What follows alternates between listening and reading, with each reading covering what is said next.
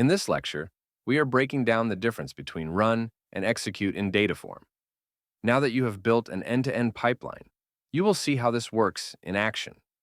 We will start by running just a single model, the user behavior file.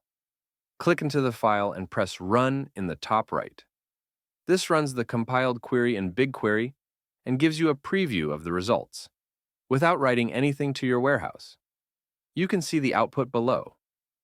Clean event-level data with user IDs, session IDs, traffic source, browser, and event type. Exactly what we wanted. Before you run or execute anything, Dataform also shows an estimate of how much data will be processed. This helps you avoid unexpected query costs, especially in production. Now, let's talk about execution. Click the Start Execution dropdown. From here, you can run one model, a few models, or everything grouped by a tag. In our case, we will run everything tagged as Sales Funnel Report. This kicks off an execution job in BigQuery. The models are compiled, ordered by dependencies, and written to their defined destinations. You can also choose to include dependencies or dependents, but we already defined those using ref in each model. So Dataform handles that for us.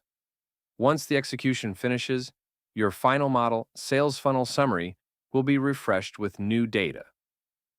Now let's jump into BigQuery. Open your project in BigQuery Studio. Then expand your dataset, the one you connected to Dataform. You will see all of your models listed as tables inside that dataset. Click into any table to preview the results directly in BigQuery. You can inspect the data, run ad hoc queries, or use this output in dashboards.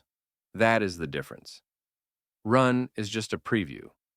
Execute is the real pipeline run that writes data to your warehouse. Now, you are not just building models, you are deploying a production-ready pipeline.